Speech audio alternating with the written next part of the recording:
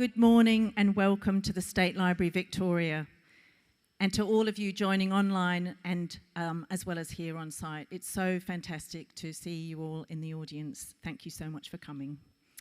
My name's Angharad Wynne-Jones. I'm Head of Audience Engagement, and it's my pleasure to welcome you to this very special event for senior secondary students, Power and the Ancient World, with Professor Mary Beard, hosted by Dr Rhiannon Evans. I'd like to start today with an acknowledgement of country. State Library Victoria acknowledges the traditional lands of all the Victorian Aboriginal clans and their cultural practices and knowledge systems. We recognise that our collections hold traditional cultural knowledge belonging to Indigenous communities in Victoria and around the country. We support communities to protect the integrity of this information gathered from their ancestors in the colonial period. We pay our respects to their elders, past and present, who have handed down these systems of practice to each new generation for millennia. So today, we're fortunate enough to have the internationally acclaimed academic Professor Mary Beard, Professor Emerita of Classics at Cambridge, speaking to us about her new book, Emperor of Rome, and explaining ideas like power, free speech, leadership, and gender through the lens of the ancient world. Hosting the conversation, we have Dr Rhiannon Evans, Associate Professor of Classics and Ancient History at La Trobe University in Melbourne. She is passionate about communicating the ancient past to new audiences and co-hosts the popular podcast, Emperors of Rome. As you see, we'll be using Slido today for questions, which you can lodge any time during the event using the QR code, or you can save your questions for the Q&A at the end of the conversation. I do hope you enjoy the session. Over to Rhiannon and Mary. Thank you very much. Who's going first? Thank you for that lovely introduction. I'm so delighted to be talking to Mary today, and I know that you're very excited to hear what she has to say, but we'd actually like to start by asking what you know about Roman emperors. So is there anybody who'd like to just tell us anything you associate with them, any kind of behaviour or... Okay, so there's roving mics. So don't shout at me, but put your hand up and you can get a mic and tell us. I've come a hell of a long way, so someone's going to have to say something. Otherwise I'll think, why have I come? We just want a factoid, a fact, anything, a myth. What do you think when you think about Roman emperors? Here we are, we've got somebody on the front row. Fantastic. Like Julius Caesar got stabbed. Did everybody hear that? Julius Caesar got stabbed. Julius Caesar got stabbed in the front and the back. Yeah. Okay, that's they get assassinated. Lots of other emperors got stabbed too. Let's have something else. Great. Oh, we've got more hands coming up. Great. Marcus Aurelius had anger management issues, didn't he?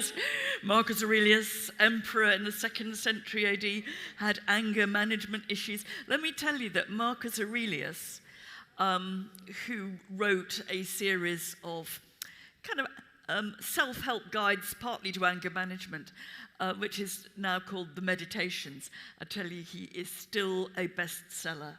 He sells in the thousands, more than Rhiannon and I put together many times over. So, often by the till in bookshops, just as a little mottos that you can say to people to calm them down. That's right. President Bill Clinton had Marcus Aurelius on his bedside table.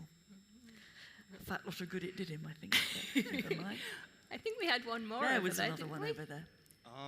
Caesar was the first Roman to make a coin in his image. Absolutely right. Julius Caesar was the first Roman to have his living head on the coin. Fantastic. I mean, to us that seems quite obvious. Then that was a really outrageous marker of power. Somebody puts their own head. It's already okay to have gods' heads on the coins. Here we are, middle of the 1st century BC, and there's some living person's head on the coins. I don't really know if this counts as a fact about the emperors, but at least 13 Roman emperors have been killed by their own Praetorian Guard. Yes. There's quite a good assassination theme here. Julius Caesar was assassinated by fellow senators. Many were assassinated by the imperial Praetorian Guard. Like, actually, I have to say, many modern assassinations have been. If you're a leader, you know that you are most vulnerable to your own bodyguard. Indeed. I like that we're getting the bloody questions in Yes. Melbourne. Anything less bloody? Anything from a female participant? What does anybody know about the Emperor Nero? Yeah, lots, come on. He wanted to make a horse a senator. Was that him? That was Caligula. Oh, sorry. But Nero killed his mother. Nero killed his mum. There we go. That's right. Nero killed his mum, and the Emperor Caligula is supposed to have wanted to make his pet horse a senator, even a consul, a leading official of the state. Do you think we've got time for one more? We've got one more over there. Emperor Nero was misunderstood. Everything about him was written. Emperor Nero. There are several people in the world who think that all the stories about Nero, that he locked people in the theatre in order to make sure they couldn't escape while he was playing the lyre, that all those are absolute propaganda from the anti-Neronian side, and Nero was actually a nice guy who's been very misunderstood. He was interested in the arts. And my favourite aspect of the locking them in the theatre is that even a woman who was about to give birth wasn't allowed to leave. And men, it is said, men had to play dead in order to get carried out. Oh my goodness me, I've just collapsed, and the only way to get out. Maybe we could practice that here today. Thank you for all of those points, and I think that we will be picking them up as we go along, because these are kind of commonly thought or known facts about the Romans and Roman emperors. And I guess maybe a good place to start then is by asking Mary, if these Roman emperors were by and large so vile and foul, what do we get out of, as we often do in popular media, comparing modern leaders to these ancient Romans? Yeah. I mean, it's very interesting listening to you, because I think if you go out and just poll the public and you say, what do you know about Roman emperors? And their first instinct would say, well, I don't know anything about Roman emperors. Then you push a bit, and actually, we all know, whether it's true or not, we all know quite a lot about Roman emperors. We know about killings, we know about lurid stories. Some of them, still have name recognition. Nero, Caligula, Marcus Aurelius, as we said, is still a bestseller. So Roman emperors are still absolutely everywhere. And one question is, why on earth is it? We're dealing with autocratic rulers 2,000 years ago, many of whom, for good reasons or bad, and some of them probably were misunderstood, came to very sticky ends. But they're still part of our culture. We still kind of talk about them and with them. And Rhiannon said to me when we were planning this, I mean, one of the facts about Nero, which we kind of, I think, nearly got onto, was Nero fiddled while Rome burned, right? It's a phrase which is still sort of recognizable. We're in the middle of the 60s CE. Rome is going up in flames. There's a vast fire destroying the whole city. Where's the emperor when you need him? The emperor is actually playing his lyre and singing a little ditty, because he so likes the sound of his own voice, about the fall of the mythical city of Troy. And that phrase I mean, it's partly been misunderstood, fiddled. It actually does mean played the lyre. It doesn't mean kind of played around with things. Nero fiddled with while Rome burned is still absolutely central to modern Western and not only Western cartooning. I don't know if you can recognise any of these political leaders on the screen. Some I think are a bit old, almost too old for me. But can anyone do the top left? It looks it's not Trump, it's Boris Johnson. And it's interesting that Boris Johnson and Donald Trump look very, very similar when you make a cartoon out of them.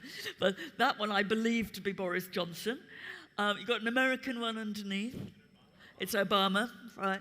Up there you've got a now little-known British Prime Minister, Gordon Brown, from when I was much younger.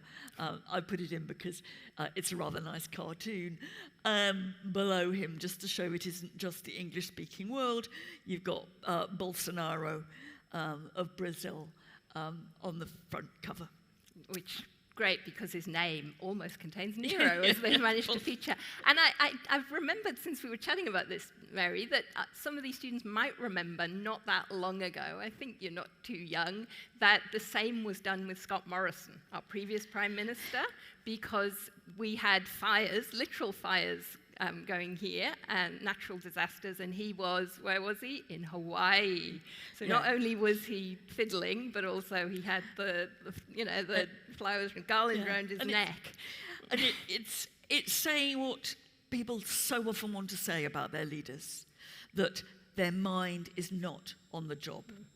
The leader should be concentrating on, saving the state, managing inflation, handling the bushfires, but instead they're off enjoying themselves. And it is a cliche of modern political criticism, but it's a cliche that goes right back to ancient Rome. Nero's fiddling while Rome burns. But I think what's interesting about that, and I think it's very easy to imagine that to compare a modern leader to a Roman emperor is generally a bad thing. It's not very positive. I mean, when Donald Trump was in power, and I now feel I have to say, when Donald Trump was in power for the first time, the one question that journalists asked me was repeatedly over 4 years, what Roman emperor is Donald Trump most like? And they didn't want to compare him. That wasn't going to be a favourable comparison. They wanted to say, is Donald Trump like Nero or whatever? So it is part very much of we critique our leaders by comparing them to Roman ones. However, it's not always been that way.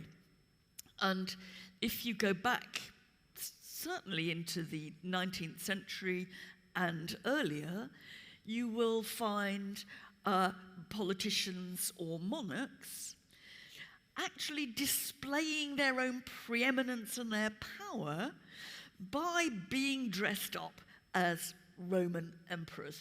And on left and right, and Rhiannon said which king, these are both British kings, and I have to say I couldn't tell you which they are. I think one's a William and one's a George, but it really doesn't matter.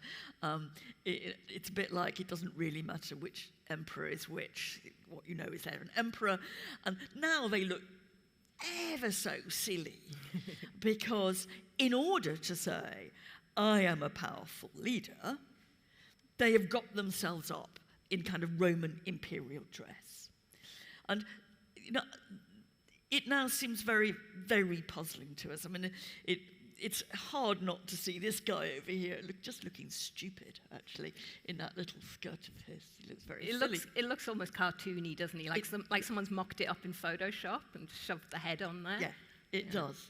But what it reminds you is, of course, Roman emperors weren't always and perhaps to some extent are still not, but certainly weren't always figures that you used to criticize people with. You know, within the last 150 years, you used it in order to big yourself up. And the guy in the middle is a bit of a kind of wild card here, because he's George Washington, President of United States. And George Washington, what's interesting there, he'd be horrified to be between two British monarchs. That would be absolutely the worst thing you could do to him. But he's also a Roman. But this is where you start to read the imagery quite carefully. Washington doesn't have the wreath on. He is careful to say, I'm not a Roman emperor. I'm a Roman of an earlier period, a more austere period, the period of the Republic, which of course was one of the inspirations for the Constitution of the United States. But you know, emperors go many different ways here, I think. And that I think is in a sense what's interesting about Rome. I mean, you know, like, well, we were going to talk about this building, weren't we? I was just thinking, we have a question here, which is, if you were to compare Caesar to someone in the modern day, who would you choose? This comes from LeBron James, which may or may not be a real name, maybe a pseudonym. That it was a question that I, and probably you, got asked a lot during the Boris Johnson and the Trump years. Are they, because Julius Caesar is often represented as, and literally was, a dictator. He had that role, but as the modern sense of dictator, of having supreme authority, not having to answer to anyone, which is, I guess we could say any of the emperors could fall into that mold. So do you think that's a useful question? Can we answer it? Or do you feel you've already answered it, indeed? I think there's two responses to that in a way. I mean, one thing that I always say, whether we're talking about Greek history or Roman history or whatever, is that there aren't direct lessons in ancient history for the modern world. And looking for parallels can be very, very, very misleading. You know, I said people used to phone up or email and say, what emperor is Donald Trump most like? And I would either give them a little bit of a lesson about how you understood ancient history and why it was different, or I would choose, if I hadn't got much time, I would choose the Emperor Elagabalus. Right? Now, I chose the Emperor Elagabalus, and we can have a look at him here, actually. Here he is, at dinner, in a 19th century version. I would choose Elagabalus, who's a 3rd century emperor that no one's ever heard of, who came to the throne at 14 and was assassinated at 18 and came from Syria. Now, I didn't really think that Trump was like that. He's a bit older, for one thing. He was a bit, yeah, exactly. But I thought, they'll have to go and look him up. They'd always say, right, Elagabalus, how do you spell it? Right, and then I knew they'd go and Google and they'd learn something, right? And there is Elagabalus. At this point, what he's doing is, again, a trick that Trump doesn't have. He is showering the guests at his dinner party. It's the 19th century recreation of this. He's showering the guests at his dinner party with rose petals in such profusion that the guests get smothered and die. Right? And you know, it's a nice, clever little story about how even when emperors are very, very generous to you, they're also deadly. Which is what I think that's why that story resonates.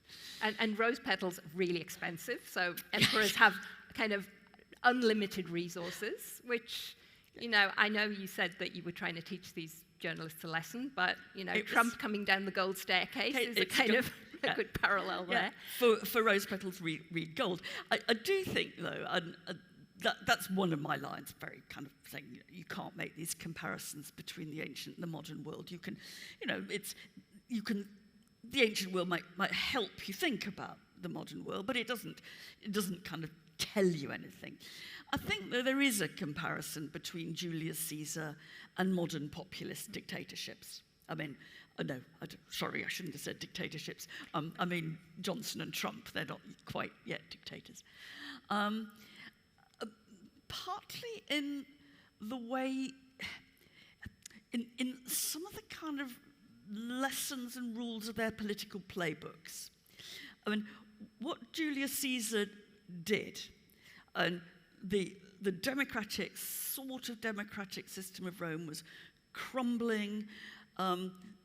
It was pretty corrupt. You know, Caesar was right when he said he wanted to clear the swamp. You know, it was a swamp. But what he did was he managed to kind of find a way around the usual institutional structures of Rome and speak directly to the people. And he did that partly by writing his own account of what was done, whether it was in Gaul or wherever, and having it read out on street corners, probably. He spoke directly to the people. He didn't go through the usual offices. He kind of claimed a direct relationship so that people could access Caesar and his words without being embedded in the whole constitution of Rome. And I think it is very, very tempting to see a similarity between that and Donald Trump's use of tweets. I mean, what Trump did was he spoke directly to the American people who wouldn't read about his speeches in the newspaper or necessarily even on telly, but he spoke directly to them through Twitter, X, as it now is. And that's a crucial mechanism of populism. You know, the guy who wants to be the popular leader finds direct access to the people. And that's what Caesar did. It was much smaller scale, but on street corners. And what Trump did by the millions, by speaking to people directly. Now, I'm sure that Trump did not learn that from Julius Caesar. Right? You didn't, no, it wasn't by... Obama is the one reading the speeches of Cicero, reading his ancient history, I think. Yes. Yeah, and I mean, you can learn communication strategies, be they good or bad, from the ancient Romans, that's for sure.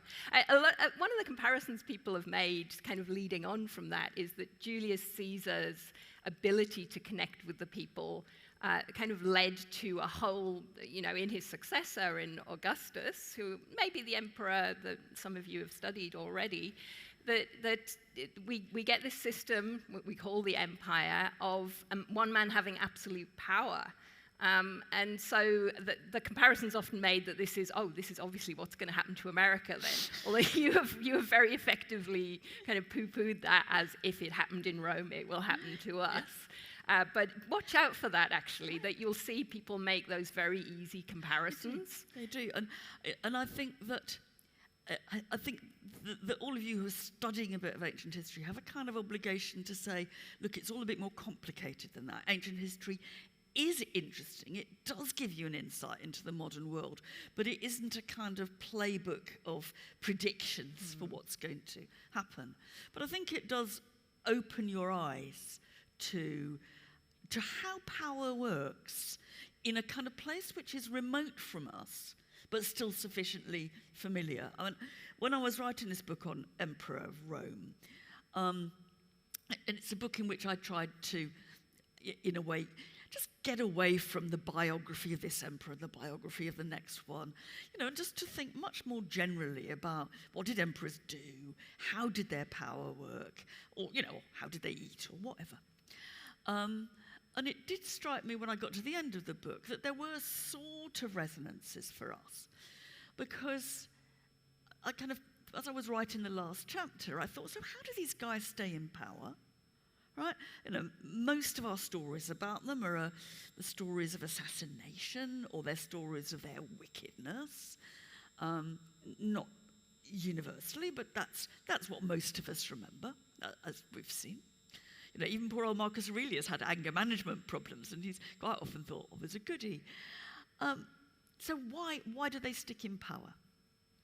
And you know, one answer to that would be, well, because they were brutal. You know, they killed the opposition. And, you know, Rome was a brutal place. Ancient Athens was a brutal place, but it wasn't quite as brutal as we like to imagine it. Largely, if you look at how the empire works, it's because everybody goes along with it. You know, You know, all the senators who we would think would be opponents of one-man rule, they're playing along with it, they're going to dinner with the emperor, they're doing the flattery. You know, everybody is just a bit implicated. And the reason that these autocrats are not deposed, or rather the reason that the system isn't overthrown, lots of individual autocrats are deposed, but that's because somebody wants to put their favourite in that guy's place. But the system doesn't get overthrown because people collaborate with it. And I think, you know, that if you're saying, so what will bring about a fall of democracy, or what is making democracy frailer, what will happen if these people turn themselves, you know, a bit like Bolsonaro, you know, into, you know, more dictator than president, it's because we don't object to it, actually. You know, the public tend to go along with it. You know, Navalny is a very rare case, you know, in recent weeks of someone who refused to go along with it. The awful, awful fact about autocratic dictatorship is that most people don't care enough about it. So that's interesting in terms of a lot of our sources are quite negative about these emperors, hence we get those stories of emperors behaving badly. So do you see these people who, for example, you might have heard of the writer Tacitus, who writes in a really excoriating, nasty way about Nero? Of course, Nero's long dead by then. that they're kind of objecting to that system, but you seem to imply that they're actually playing along with it. I think that people's objections to autocracy now and then, and this is again where you learn a bit, are quite complicated. So you, as you said, Rhiannon, I mean, you say Tacitus is very critical of Nero, and indeed he is. And some of the stories that we get about Nero come from Tacitus. One's response to that, to start with, is you know, everybody is very good at being nasty about a dead tyrant. You know, that, you know, you can criticize freely the dictator who's been overthrown, and to some extent that's what's happening with Tacitus and Nero, and Tacitus and all the people he criticizes.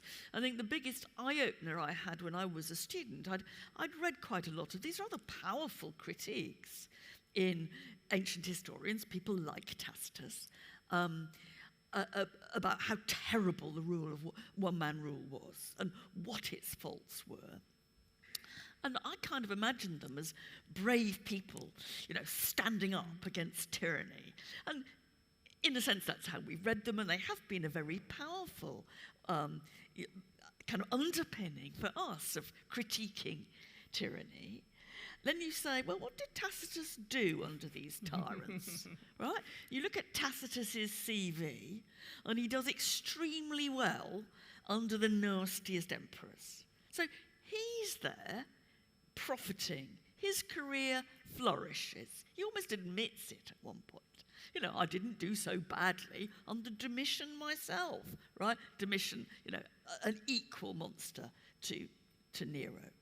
And so, you know, I think it's one of the things I've learned from Rome is, you know, it's very easy to criticize when the people you're criticizing are no longer around to hurt you. And we're all very good at that. It's harder to be brave. Yeah. Tacitus was not brave. He writes, I think, some of the most stringent critiques of one-man rule that there is, how corrupt it is, how it, in a sense, pollutes. The political process is polluted by the idea that one man is control. But he didn't put his head above the parapet when there was any danger. Yeah, no, I think that's very fair. I want to move on to make sure we've got some time to talk about women, but I just wonder whether we can briefly talk about one man. I mean, I think students will know Roman emperors partly from popular culture, and there's one emperor who I know you've got on a slide here, Commodus, who features in the film Gladiator. And I wonder if we could just briefly chat about his position, or maybe all emperors, because if you haven't seen it, he's depicted as incestuous, murderous, just really psychopathic, I would say, in this film, and that builds on the sources. Yeah. And you know, is this why these emperors are still popular? And how do you've written a book called Emperor of Rome. Do you feel that this is a double-edged question, these people are kind of trapped in this system, that we should feel some sympathy for Commodus, maybe? I think I feel two things. I think that for us, one, and this is the reverse of the Tacitus question, for us, why the Romans are so good to think with and think about is that they've always been larger than life. That, you know, our depiction of Roman emperors now, I mean, I think it's very vivid. It's not particularly subtle, and it's always bigger than you can ever imagine. You know, Romans were more cruel, had, you know, more disgusting sex lives, were, you know, invaded more places, were more extravagant, ate more ostriches, you know, than anybody ever has done. You know, they take a really important part in our imagination of people who just go beyond us. Now, in part, I think that tells us a bit about ourselves. I mean, we moderns, I think, partly invent Roman emperors. We use ancient sources, but we also invent Roman emperors, like Ridley Scott did in Gladiator, to represent that kind of what is it we fear about power. And I think and Romans themselves did it, actually. It's not a crime of modern people to do that. We pick things out of what Roman writers said. That said, as I was, working on the book, I came to feel a tiny bit sorry for them. It's very unfashionable to be sorry for dictators, right? And say, oh, they weren't that bad. And I think there's a whole system of Roman autocracy was polluted and corrupt. But they're in a system which traps them as much as it traps anybody. And I think that you can see that modern politicians partly are in a system that traps them. I remember thinking, when I was exploring how Roman writers went on about these guys and criticised everybody's flattery of them. What do you have to do to a Roman emperor? You have to flatter him. You have to say, oh, yes, you're absolutely right, Caesar. No, there has been no greater ruler than you, etc., etc. No, there is no trouble in the Balkans. The empire is at peace, You have to flatter them. You flip that on its head and you say, well, what does it feel like to be in the palace and to know that you're the only person there that no one will ever tell the truth to? The emperor is protected or kept away from the truth. And that is imprisoning. And you can see that sometimes happen with modern politicians. I remember Tony Blair, who before his Iraq debacle was one of a good British Prime Minister. He went out one day in an election campaign and a woman said to him, why is it so difficult to get an appointment to see my doctor? And what was clear, it was all televised, that Blair knew nothing about this. Blair knew nothing about it because the news that came through to him through his aides and civil servants was always filtered. So the ruler at the centre can't know. He's dependent on those who tell him things, but they're not telling him the truth. That's really interesting, all yes men, which kind of brings us back to the comment we had right at the start about Caligula and the horse. There's a reading of that Caligula's thinking, I may as well make my horse a consul. Yes. Because you lot are useless. You're not giving me any truth, you're not giving me any help. I think Caligula and his horse is a great example because, as you say, we treat Caligula wanted to make his horse a consul as, evidence he's completely barking mad, right? But Rhiannon's idea, which you can find in some modern ancient historians, is that it's a frustrated joke. You're all you are yes men. Yeah, I may as well have an animal in that place. Okay, so that's fascinating. And we've talked a lot about the man at the top, who's really, really important, of course. But there was also a question at the beginning, or a point, about Julius Caesar being the first to be represented on a coin. And I wondered if we could talk about the way women get represented in the imperial period, because they're suddenly, I think, a lot more visible. And does that mean we should see the empire as something good, that women have more power?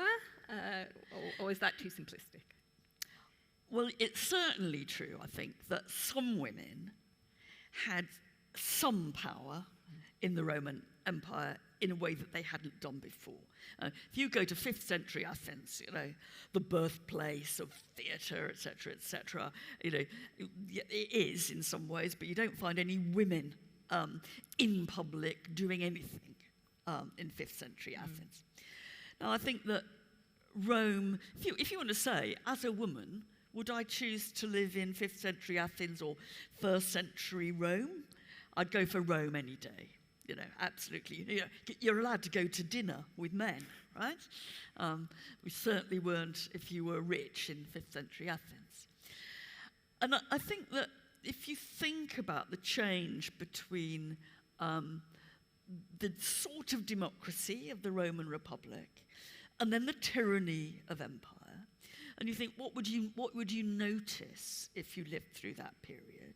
And of course, what we'd normally say is, well, you'd notice that power had gone out of the Senate, that democratic elections no longer took place, everything had been taken over by one man, and it's broadly true.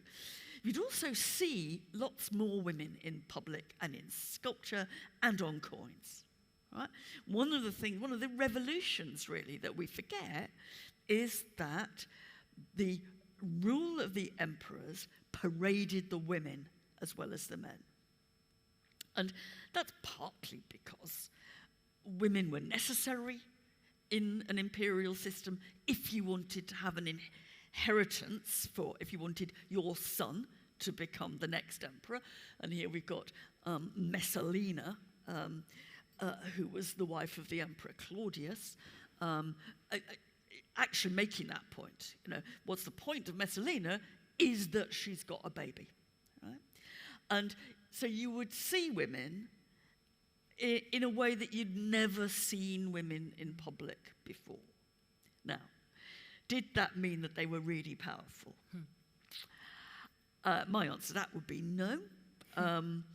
I think they're powerful in the way that some enslaved people are powerful in the Roman Empire. That if you have one-man rule, people who are close to the one-man ruler are powerful, because they can whisper in his ear, they can say, why don't you do that? And women and lovers and servants, in a sense, have access to the emperor, which gives them influence. We still see that. Yeah. People in the UK, particularly when Boris Johnson was doing really stupid things, used to say, it's all to do with Carrie Johnson, his wife, right? Nancy Reagan used to be blamed for what the American president Ronald Reagan did. And so you've got a power of proximity, a power of being close, which doesn't necessarily equate with power, right, in our terms. No women could ever vote in Rome. No women could ever hold political office. There was no such thing, really, as an empress. We call them empresses, but the wives and daughters of the emperor. Yeah. But there's a prominence to women and a sort of perceived importance that is very different from what went before and is very different from other parts of the ancient world. And sometimes that kind of ends up with the feeling that they are nasty, conniving. Kind of puppet masters, right? Yeah. And I know this is a depiction of Livia. Just to work one of the questions in, we had a question from Julianne saying, should Agrippina the Younger be listed as an emperor? Now, you've said, no, they're not. They don't have official power. But she is another empress, also married to Claudius, who's seen as the kind of manoeuvring behind the scenes and manipulating him, and it's very much what we get here. With this Livia. was from an old BBC television series, which anybody over about 40 kind of still remembers. It was a television series of I, Claudius. You should all watch it. It's wonderful. You can still get it. This was the scheming. It was Sian Phillips as the scheming empress, inverted commas, Livia, the wife of Augustus. And in Robert Graves' novel, and in the television programme, and actually in what Roman historians themselves said, she was the power behind the throne. And I think that's where I kind of, I'm not sure what I think, because I think these women are prominent. I think that in practice they've got access to the emperor, so they ask favours for their friends, whatever. Whether they're puppet masters, I mean, it's always very convenient. I tend to think, now I don't know what you think, Rhiannon, on this, but I tend to think there's a bit of misogyny in this puppet masters. You know, what happens when you try to explain what's going wrong in the palace, right? Well, you can't see what's going on in the palace because it's behind closed doors. So if you're going to say, well, why did the emperor do that? Why did he choose that idiot as his heir? You blame the woman. And I think it's it's partly blaming the woman. You turn them, you say, oh, behind the scenes it's all very scheming, and it's that Livia. And what does Livia do always? Poison people. You know, the one crime that you can never detect. Right? Yeah, and she's depicted as poisoning everybody so that her son gets to be the next emperor. So that's the way the cookie crumbles there. And, you know, it's pretty dangerous being alive in the Roman period. People died of an infection that you got through a cut in the hand, which may have happened to Augustus's heirs. That's right. She gets the blame. I remember one of my teachers when I was a student always said, look, in the ancient world, you can't tell the difference between poisoning and appendicitis, right? So it's always very easy and tempting to say it's poisoning, but it might have been appendicitis. Yeah, and in terms of what you were talking about before, making those comparisons between ancient and modern leaders, I feel like we can say that women who attain power, there's still that trace of misogyny and suspicion that they're in power. Are they up to it? You know, how did they get there? I think we can draw a line there in some ways between our two cultures and learn something from that, because this is kind of the product of very hostile sources. Yeah. And it's still what happens to women. I mean, in some ways, you know, women in politics don't have, or they have a harder ride, and they are abused more than men in politics. And Livia isn't to blame for that. But as you say, there's a connection between how people have presented, powerful, not powerful women in the ancient world, and how how women in politics face all kinds of difficulties today. I mean, you know, you're in the best country in the world for exploring that, because you can, I'm sure some of you have, but if you listen to Julia Gillard's misogyny speech, she hits that nail right on the head, and it is still happening.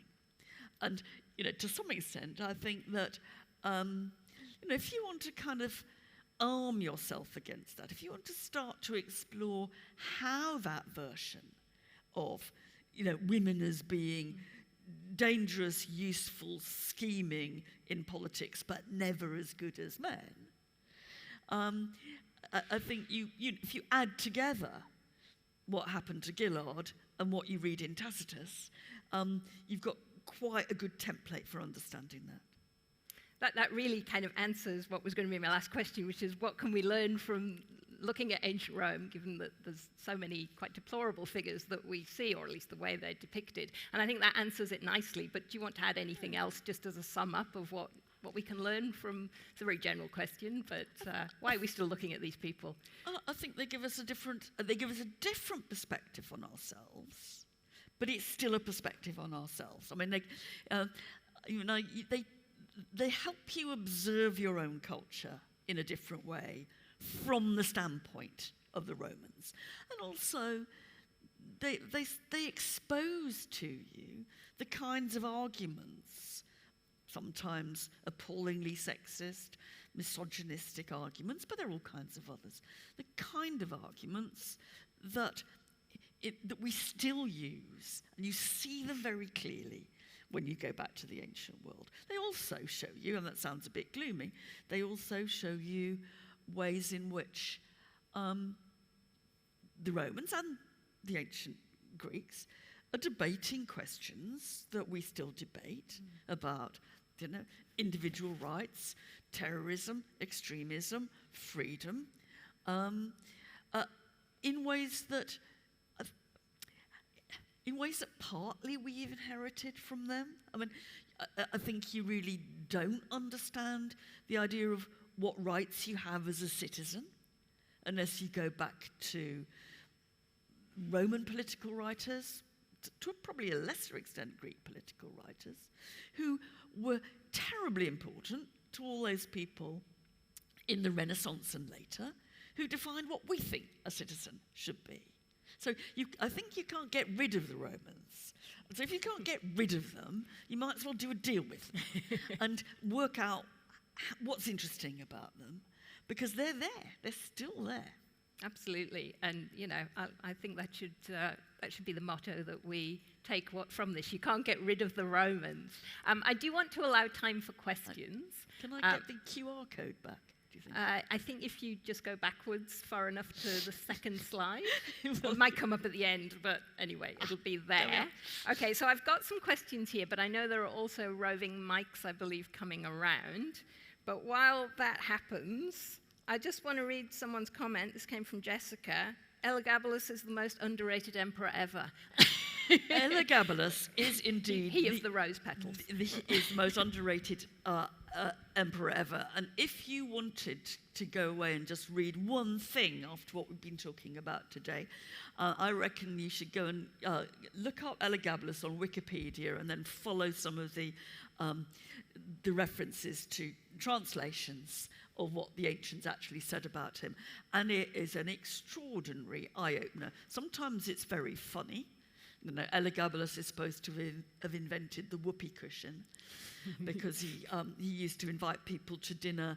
He would put them on inflatable cushions and he'd have his slaves deflate the cushions over dinner so that the guests ended on the floor.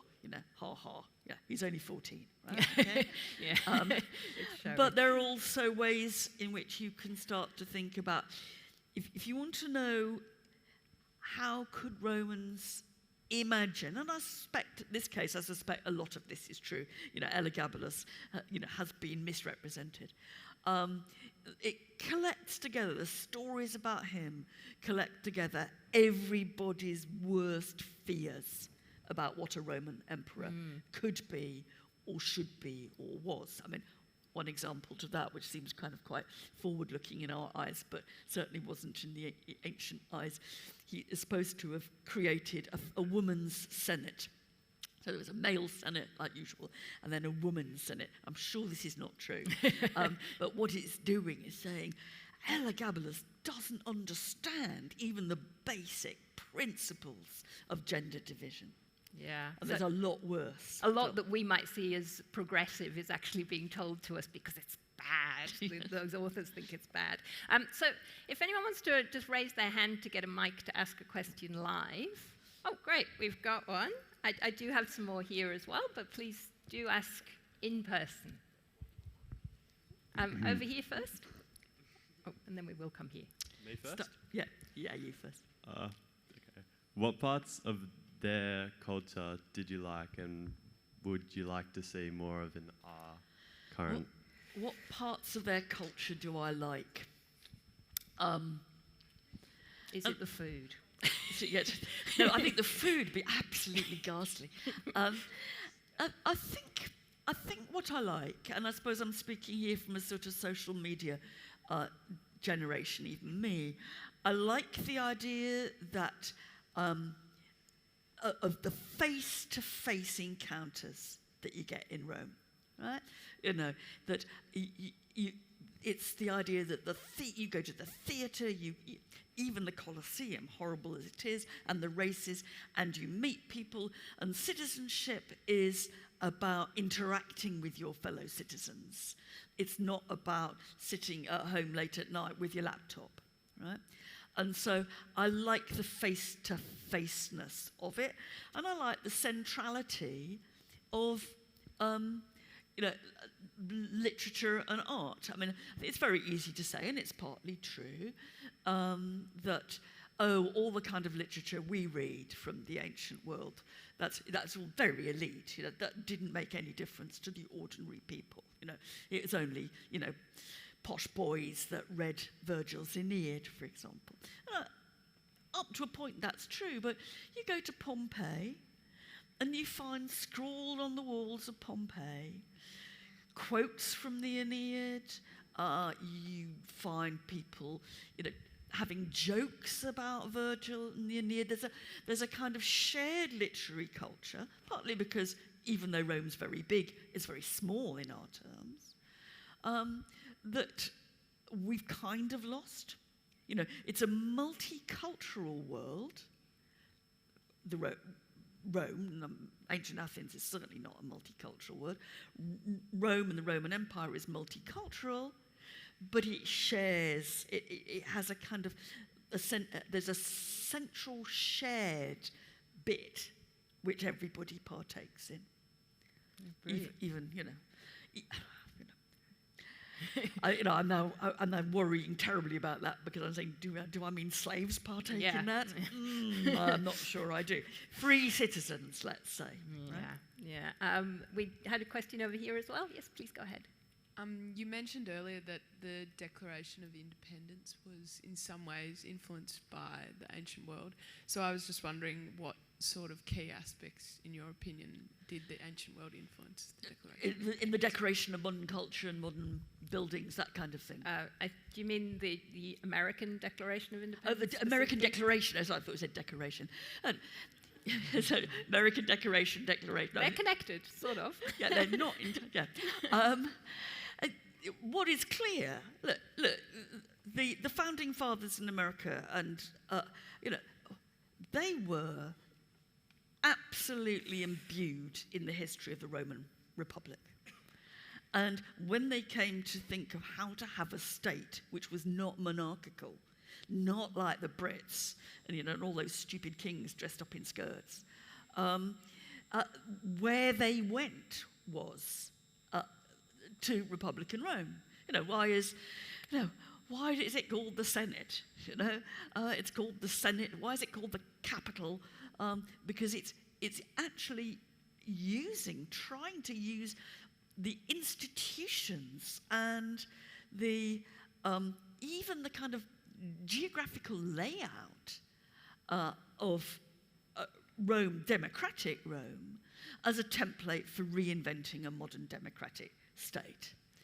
And I think that, you know, one of the reasons that classical world has been so important in the United States is it's because, unlike in the UK, it's really embedded in how that constitution has been defined. Now, whether that makes a kind of difference to some American presidents, you know, I don't know. But I think that, you know, America can see itself as Rome, for better or worse. And of course, it has come to see itself as Rome in a more imperial version of than a republican version in terms of expansion. And that's, of course, what the British Empire did.